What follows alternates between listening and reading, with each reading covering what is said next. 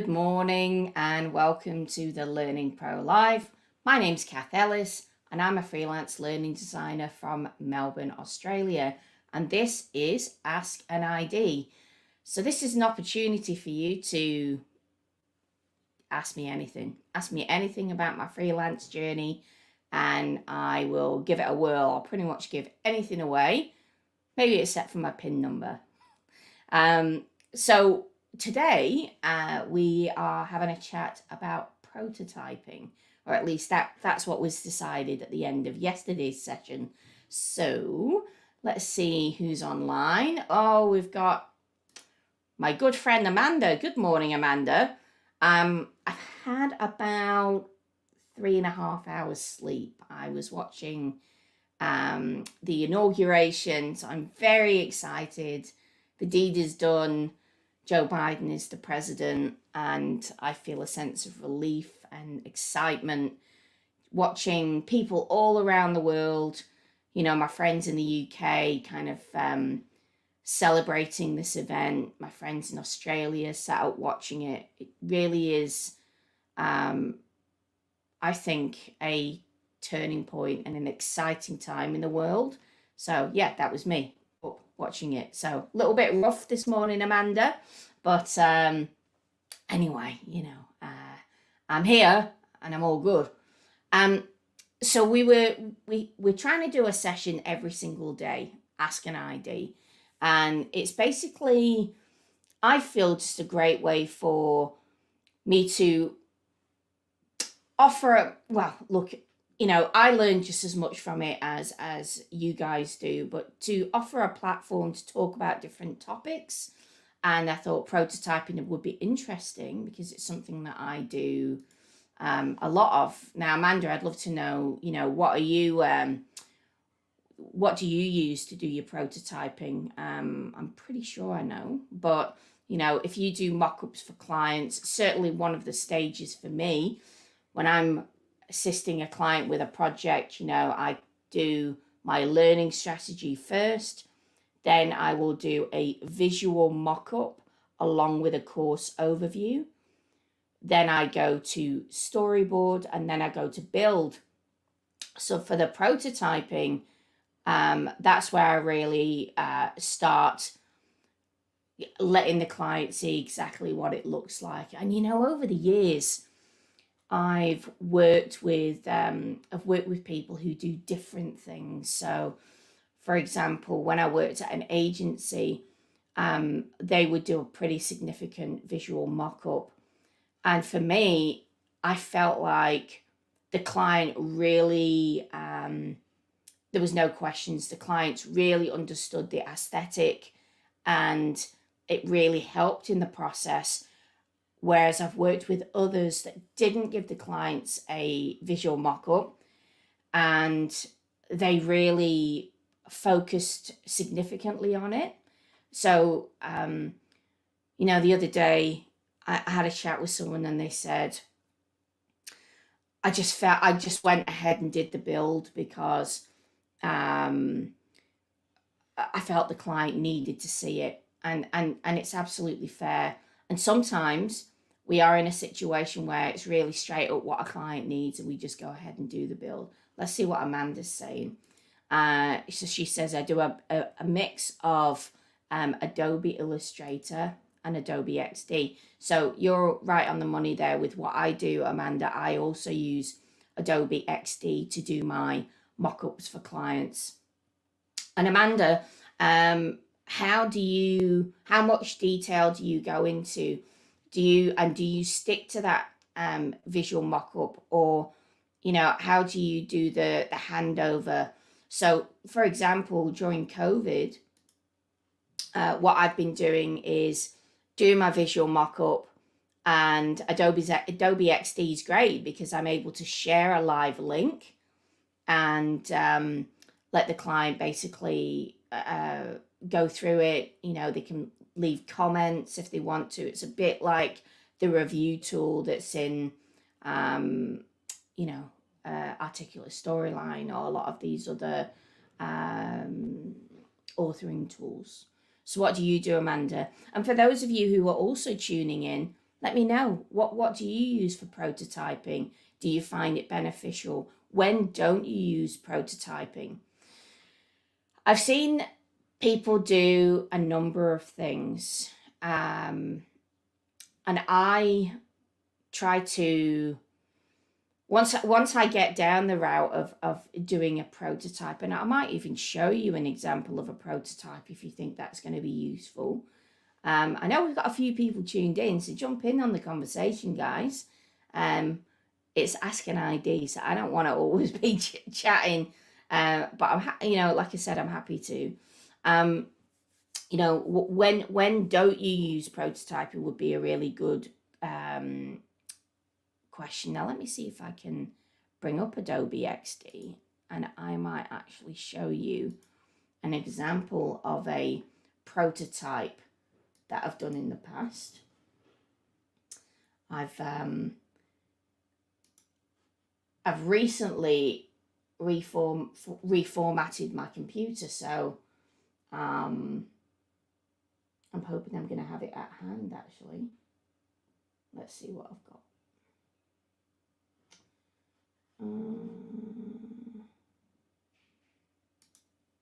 There's this one.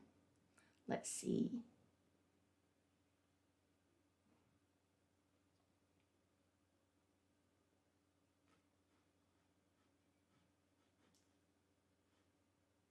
Okay. All right, let's not do that one. It's always the way.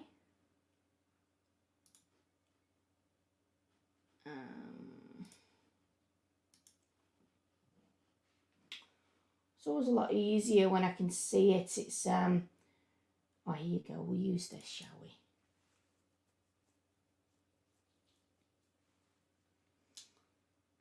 All right. So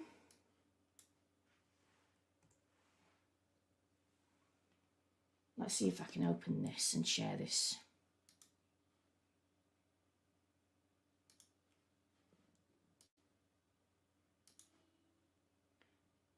All right. Okay, so if you can see, this was a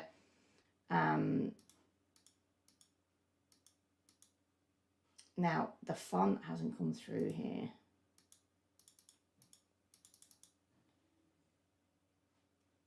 Okay, let's see if I can just add this font and see if that makes a difference.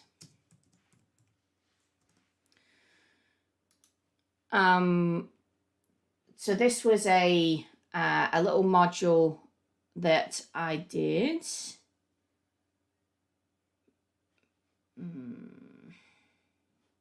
Just bear with me.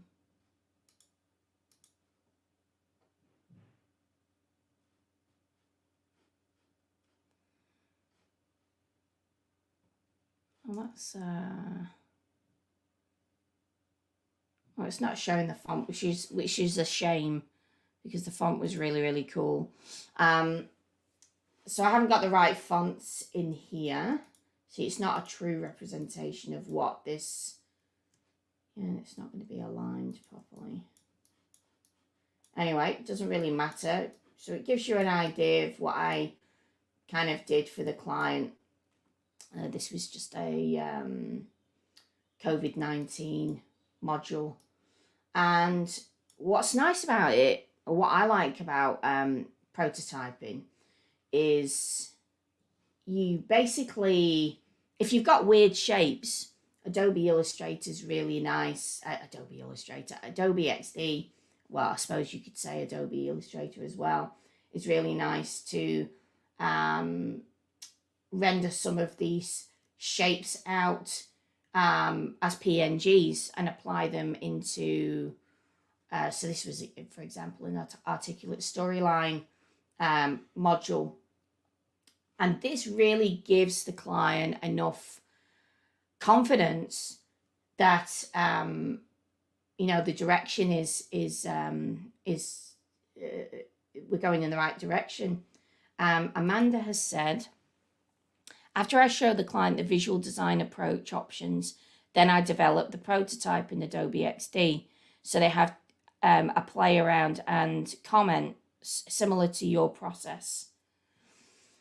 Hee hee, cheeky bugger. Zainab says, what's your favorite tool for prototyping? I think my experience now, Adobe XD is certainly been the one that I've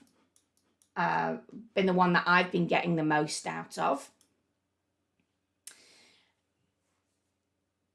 It's constantly evolving, and I think that's the thing about these tools. Zainab, I hope I'm saying your name right, Zainab.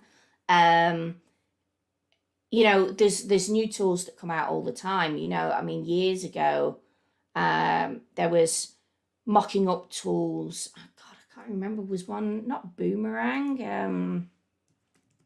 So if I go mock up tools for web design, I'm trying to think what one was that was really popular.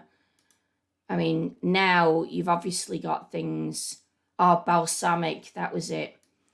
Let me share this page. I don't know how old this is. But Balsamic was certainly one. And again, I'll just share my screen. Yeah, Balsamic was one that I used a long time ago.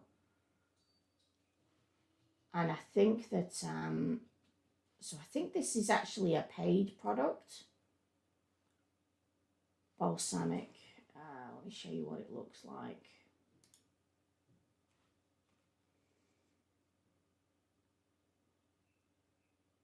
It's this kind of thing.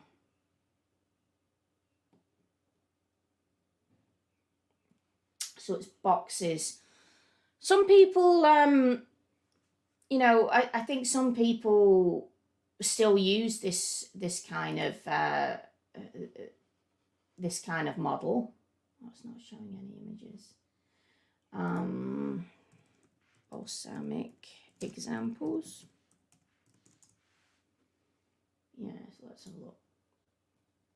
Yeah, so some people do this approach. Keep things really, really simple.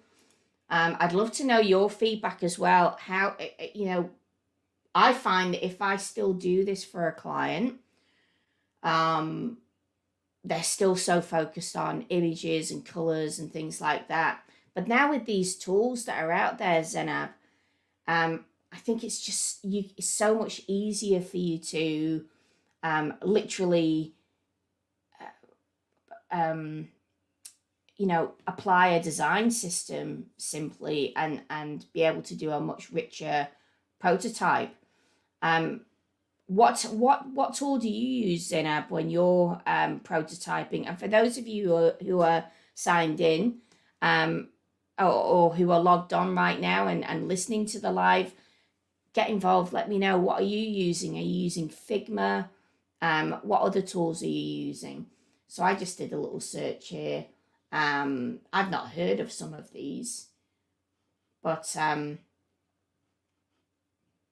obviously heard of Sketch. Sketch is a great tool that's used for Mac, and but I think the thing about Adobe XD is it's actually free. That is a real game changer. Figma is another one that is a game changer too. That's free. Sketch is a paid mock-up. InVision also is priced. And what's happened is some of these prototyping tools have been around for a while, like InVision. InVision was a game changer, but now people don't want to pay this, So, for example, Figma,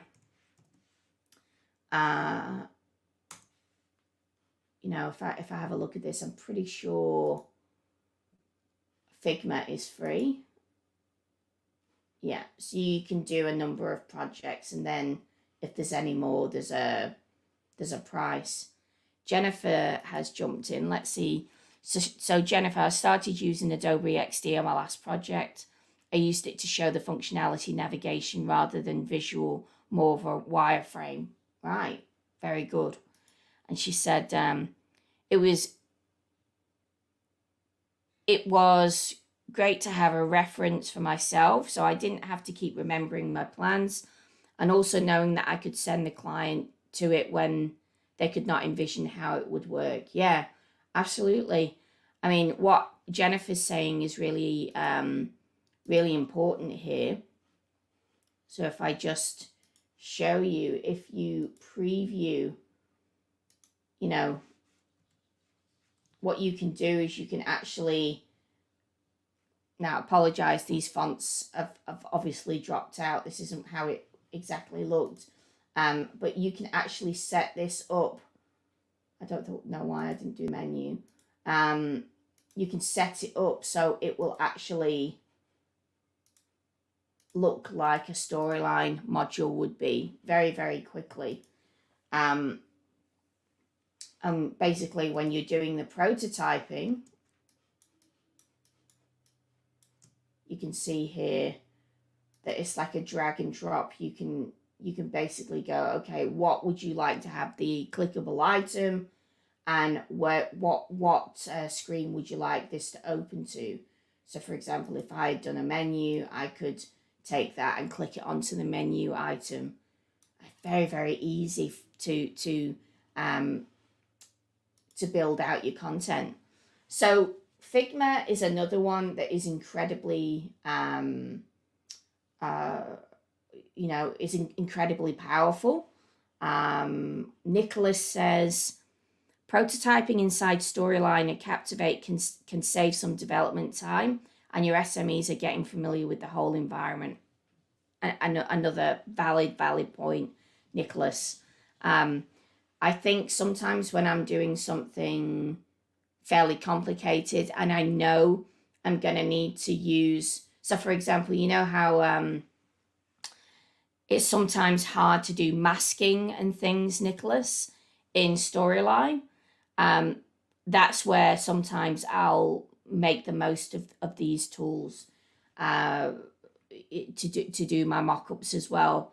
So you're right, because I absolutely do the same. I just go into Storyline sometimes and do a mock-up if I need to quickly get something up.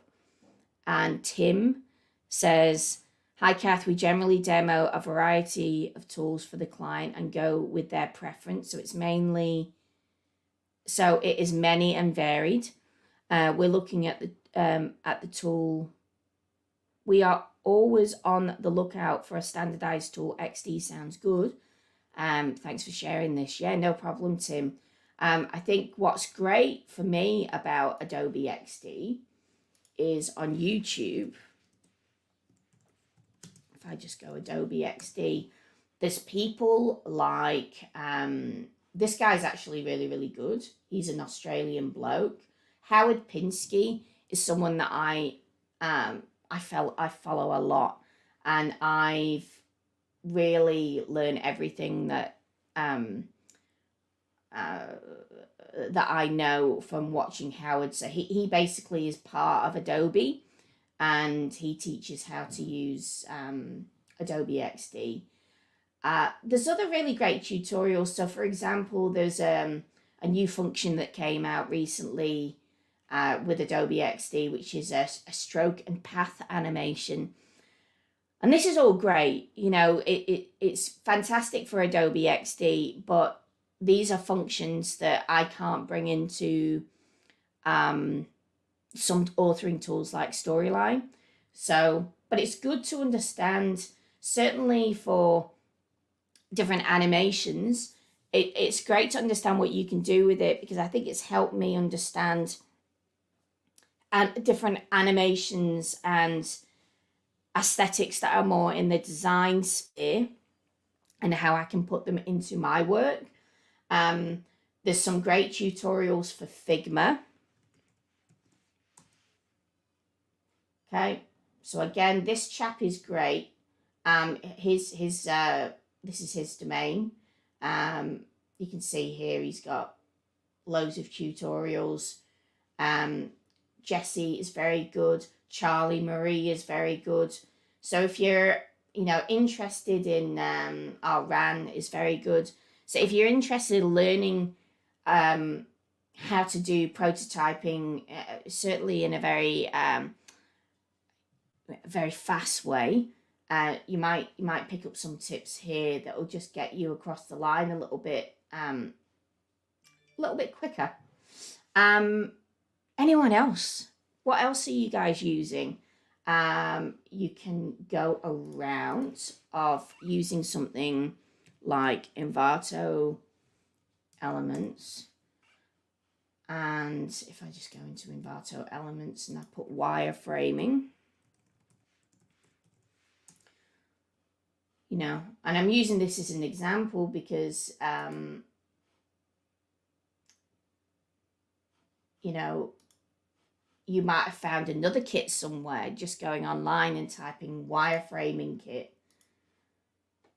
But yeah, so this kind of thing is a little bit more of a simple approach. But again, you know, if a client, if you wanting to just give them a very low level version of their mock-up, you can kind of go with something that's a bit like this, especially for something like, you know, Rise, where you can say, well, you know, you can make these blocks up. You know, I was talking to Emma Pawson a little while ago, a few weeks ago, about using a tool like this to, for example, have all the elements available for Rise and just being able to drag them onto your prototyping tool. You know, and you can say, well, you know, this is text on the left and this is an image on the right, you know. So if you sat through all of these different you know, elements, you could basically go, well, this is what all these things are, and then you can drag them in onto a wireframe for a client, say, well, this is what your module, this is the breakdown, this is what it's going to look like. So yeah, it depends on the level that you want to go to. Anyone else got any tools that they use? And I'm again just going to go free wireframe tools. So Nicholas says, where do you get inspiration from while prototyping? I mean, look, to be honest with you, I look at a lot of stuff in the design world. That's where I get a lot of inspiration from. So, for example, if I go to Dribble, this is something that I probably look at every day. I want to see, so web design really is something that inspires me. I think that we can put a lot of these best practices into our courses. It helps me understand better ways to do onboarding. So for example, if I just have a look at this, you know, I do things like where you might see in an app onboarding, introducing someone how to use the course, even though, you know, I kind of sometimes don't like giving instructions on how to use a course because I feel like it should just come naturally. Some of these best practices we can use, and it just looks a much nicer experience. So I'll take a look at things like people's websites. You know, if you look at the menu here, you know, all of this kind of stuff inspires me, Nicholas. I mean, you tell me as well, guys who are tuned in, where do you go for inspiration? You know, I mean, obviously, if I'm working with a client, let's say I'm working with something like Coca-Cola.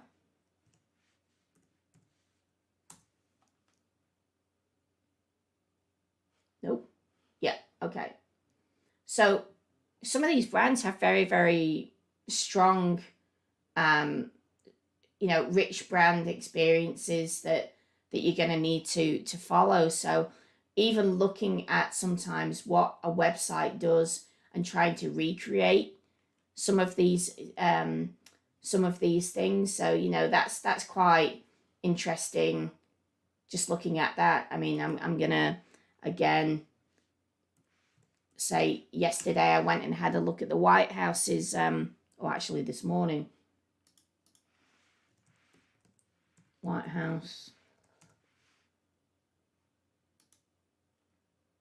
Okay, so brand new website from the White House. This is the kind of thing that I love. You know, I noticed, okay, so they've actually got some accessibility stuff going on. You know, I kind of like this little cutout here. I actually really liked this little hover menu thing down here. Right. So it's just constantly looking to see this stuff. I mean, I'll be honest with you. I could say to you that I look at other e-learning examples, but not many people are that generous that they want to share their e-learning examples. I mean, what do you guys think? Where do you guys go to get inspiration for your work as well? You know, if I go to something like Dribbble or Behance is another one. And again, if I just share this and I go to my Dribbble and I just go e-learning,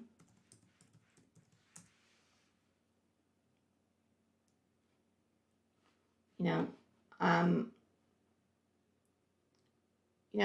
there's some examples here. Let me just log in. What am I doing?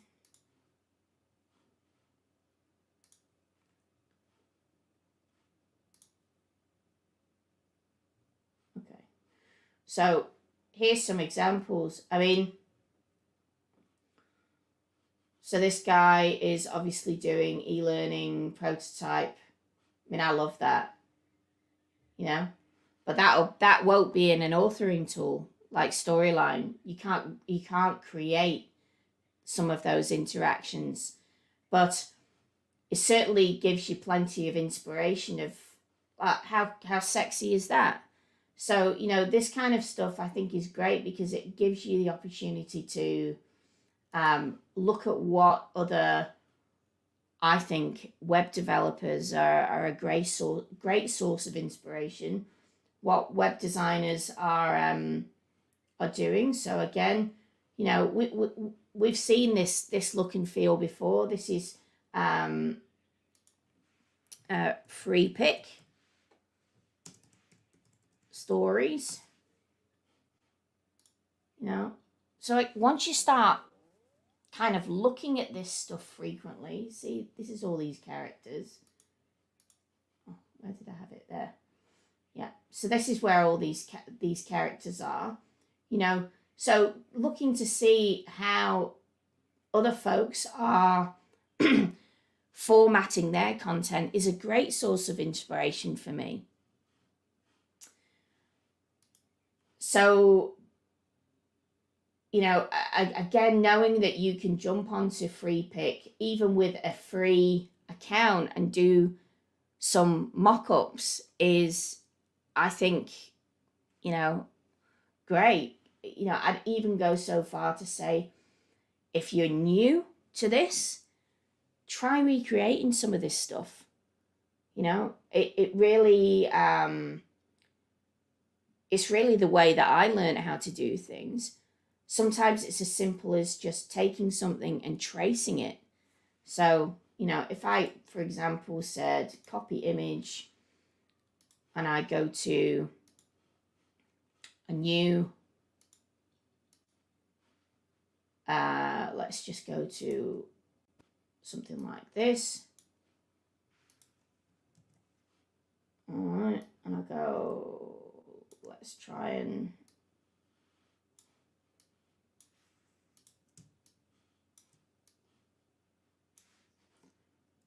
Let's try and do something like this.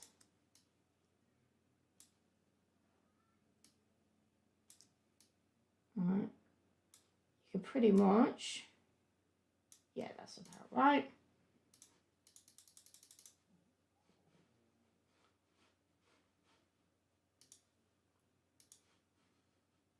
Okay, so, you know, if you were going to say, let's make this 80%, you know, you wanted to try and just give it a whirl, recreating something like this.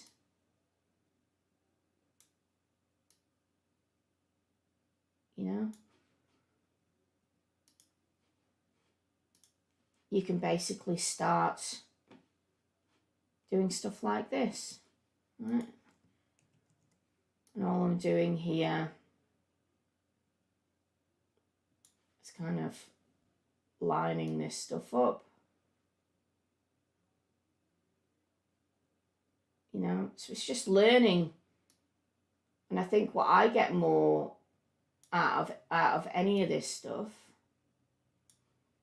is actually working out what the pixels are that designers are actually using, right?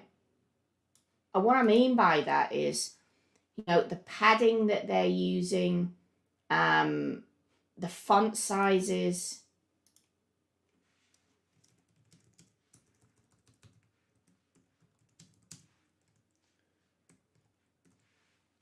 What I see a lot of are designers who are, for example, leading, right? So if I knew exactly what this font was, so it might be something like Poppins. If I go Poppins bold,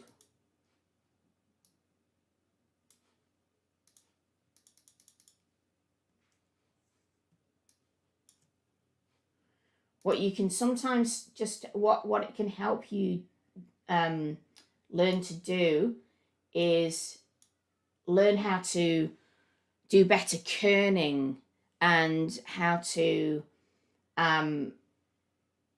really work out the better sizing for icons and things like that. I think that's what it's given me a better design eye.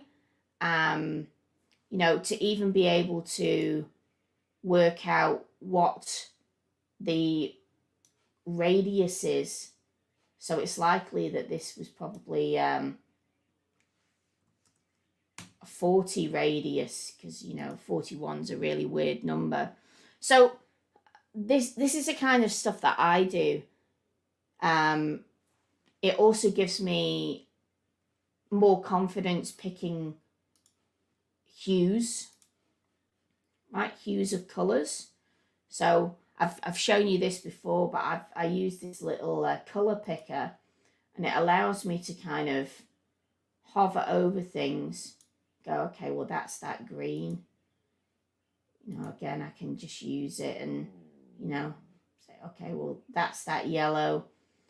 So there's ways and there's tools out there that you can really get inspiration and just practice, you know. Nicholas is saying landbook.com. Let's have a look at that, Nicholas.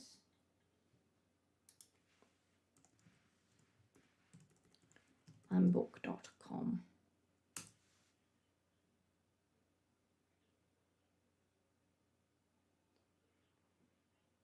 Right, that's cool. I've not heard of Landbook, but landbook.com. So this is where you go to get inspiration as well.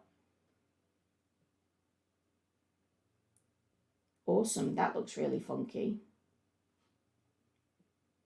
I also use this little plugin, a Chrome plugin called Muzakli, muz.li, and this actually pulls in all design links, and this is a great source of inspiration for me. So it pulls in things from InVision Blog, Product Hunt, TechCrunch, Designer News, Behance, dribbles there. So it's kind of got everything in one place. So that's another one that I use. Also, see here it's talking about how Spanish has been implemented. Yeah, so lots and lots of places that you can go for inspiration. And I think sometimes if you don't have clients or you're wanting to do some visual mock-ups, you can basically use these tools like Adobe XD, and you can even embed them as well. So if I just jump back to my Adobe XD and you go to share, there's different things that you can do. So you can actually use that iframe. So if I just paste that iframe now, it'll allow me to do it.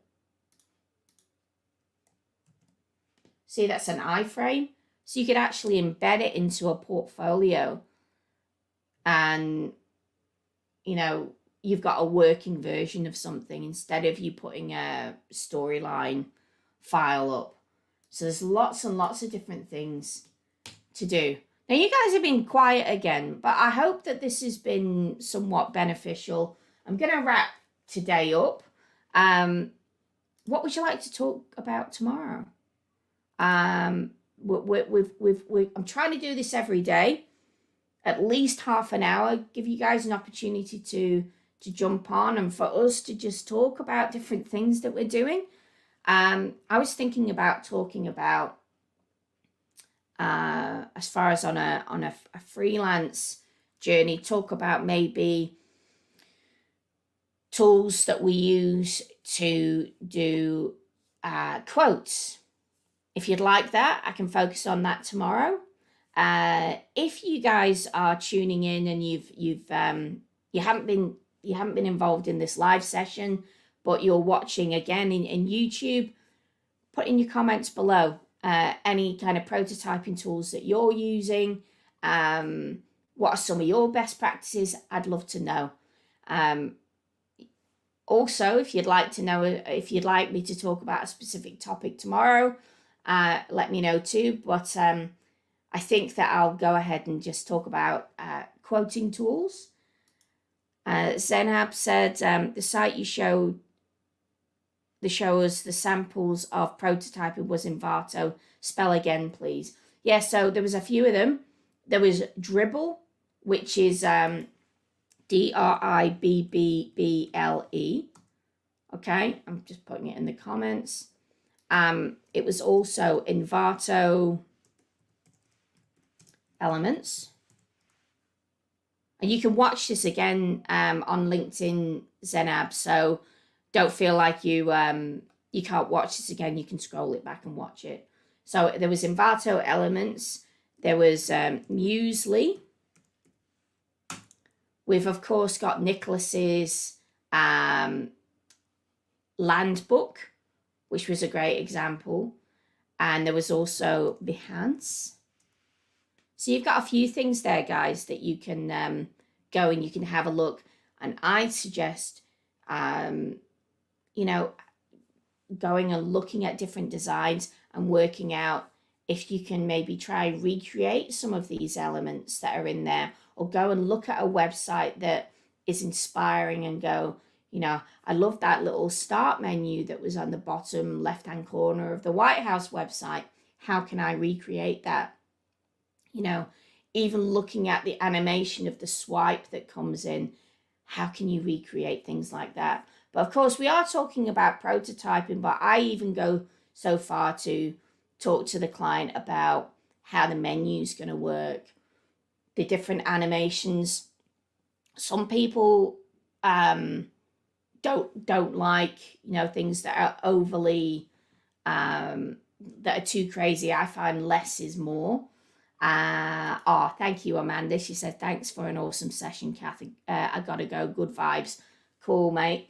Right, so we'll see you guys tomorrow, same time, 10 a.m. Australian Eastern Standard Time. Thanks very much for tuning in, guys, and have Have a great day, whatever you're up to.